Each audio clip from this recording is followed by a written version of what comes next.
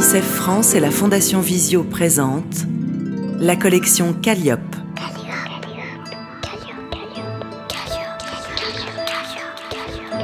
Des livres pour tous les enfants, y compris aveugles ou malvoyants. Chut, écoute. Ours d'hiver, Irène Sor. Les éditions des éléphants. Moi, c'est Aldo. Je suis un ours d'été. La vie est belle en été. Je pêche, je me baigne dans la rivière et je dors sous les étoiles. L'hiver, je reste bien au chaud, profondément endormi dans ma tanière. Cette année-là, l'automne avait été plus long et plus chaud que d'habitude. Et je suis resté dehors trop longtemps. Aldo mange une pomme, assis tranquillement sur un banc, un livre posé près de lui. Des feuilles aux couleurs de l'automne s'éparpillent sur le sol. Aldo a l'air décontracté. Il porte un pantalon marron, une chemise à carreaux et des baskets vertes. Son pelage est noir et commence à blanchir sur le museau. Ses mains imposantes sont terminées par des griffes. Comme chaque année, j'ai traversé le périphérique. J'ai eu un choc. Ma tanière n'était plus là. À la place, il y avait un parking. J'ai pu récupérer quelques affaires. Je n'avais nulle part où aller. Devant la porte du parking, Aldo s'interroge en regardant ses affaires posées dans un coin. Un pot de miel, un thermos, un livre et un sac en papier contenant une couverture colorée. J'ai cherché un coin chaud et j'ai passé un bon moment dans un fauteuil très confortable. Aldo a trouvé refuge dans une bibliothèque. Il s'est endormi, un livre sur les genoux. Une petite fille le regarde avec des yeux curieux. Le soir, il a fallu repartir. Aldo quitte la bibliothèque avec ses affaires dans le sac. Aldo ouvre un parapluie pour se protéger. J'ai suivi la foule et j'ai trouvé un endroit où il ne faisait pas trop froid. J'ai mal dormi. Aldo marche dans une gare au milieu d'une foule de gens. Il s'allonge par terre dans un coin, sur des cartons. Il s'emmitoufle dans sa couverture, la tête posée sur sa chemise roulée en boule pour faire un oreiller, ses baskets et ses affaires près de lui.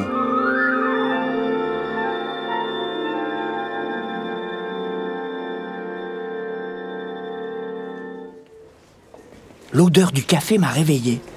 Une dame souriante m'a tendu un gobelet. Elle voulait savoir si j'étais nouveau et si je n'avais pas des habits plus chauds.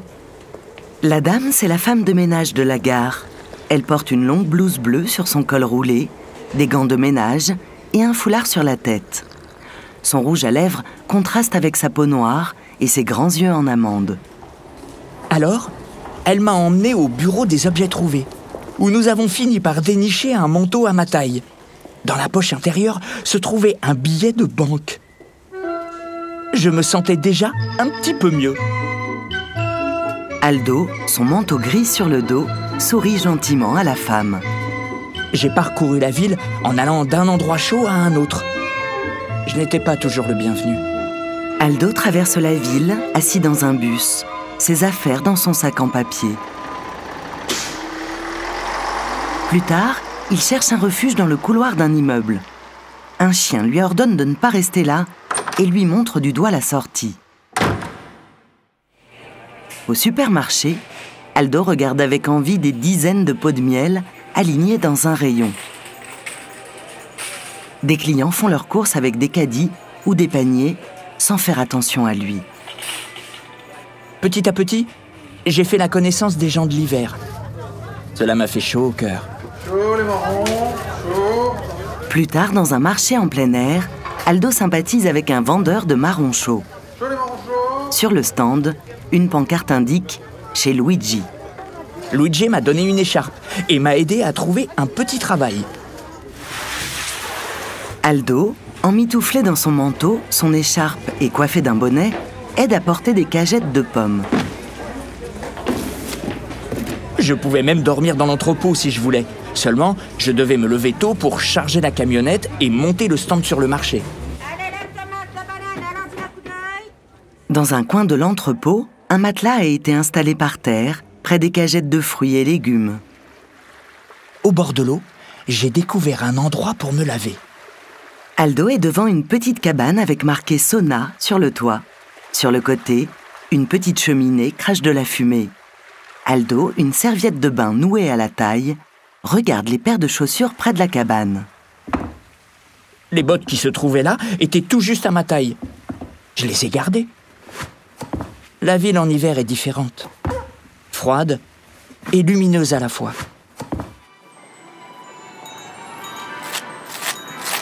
Aldo se promène avec un sac de clémentines dans un marché de Noël décoré d'ampoules lumineuses. Il fait la manche, un gobelet à la main. Des enfants et leurs parents vont et viennent, les bras chargés de paquets. Le Père Noël, avec sa longue barbe blanche, tient sa hotte sur son épaule. Un sapin et des tas de cadeaux sont empilés sur son traîneau. Un petit écureuil s'approche d'Aldo et lui tend des gants chauds. L'ours lui sourit, reconnaissant. Ce soir-là, les rues étaient vides. J'ai été invité dans une salle remplie de monde, où il y avait à manger à volonté. Je suis rentré tard à l'entrepôt, car je m'étais fait un ami. Avoir un ami, ça change tout. Au restaurant du cœur, Aldo est attablé avec plein de gens. Une femme cheval avec de longs cheveux blonds, un lapin aux grandes oreilles et avec un petit foulard, un loup avec une doudoune jaune. Des guirlandes en forme de cœur et d'étoiles sont suspendues au plafond. Aldo discute avec le Père Noël assis près de lui. Mon ami d'hiver s'appelle Norbert. Il m'a fait découvrir bien des choses, comme cet endroit chaud et sombre qui m'a rappelé ma tanière. Hey, that's a pretty good idea. I'll give you the moon, Mary. I'll take it. Aldo et Norbert sont au cinéma. Ils mangent des pop-corn, confortablement assis sur les sièges rouges. Je lui ai trouvé de nouvelles bottes.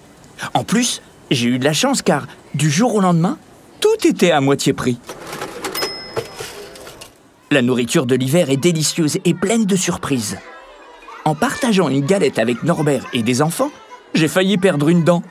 Mais j'ai gagné une couronne. Nous avons passé l'après-midi ensemble et nous nous sommes revus par la suite. Les enfants étaient un peu bruyants, mais nous nous sommes bien amusés. Aldo fait du patin à glace avec le groupe d'enfants. Plus tard, il leur fait faire de la luge sur une piste enneigée. Plus tard encore, il fait la fête avec eux. Il s'est déguisé avec des vêtements colorés, a mis un masque sur ses yeux et un petit chapeau. Il danse et joue de la trompette. Son ami Norbert a mis un nez rouge de clown et s'amuse avec des maracas.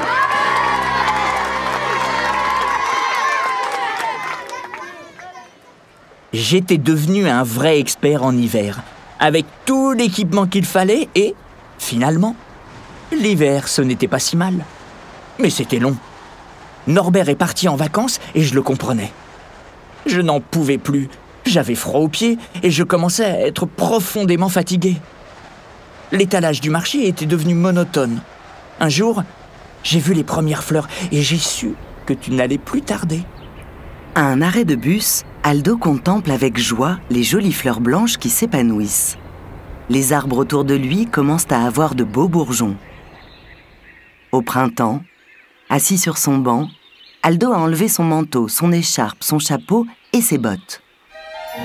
Il ouvre grand les bras en voyant un ours au pelage brun qui vient vers lui.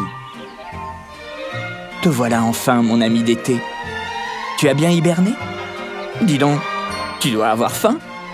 Viens, on va manger un morceau et je vais te raconter mon hiver. Les deux amis partent ensemble, bras dessus bras dessous, un grand sourire aux lèvres.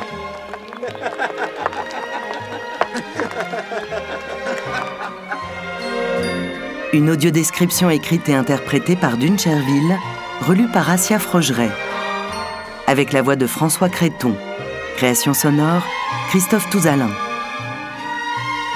Pour la Fondation Visio, qui vient en aide aux enfants et adultes déficients visuels, et pour UNICEF France, dans le cadre de son prix UNICEF de littérature jeunesse 2024.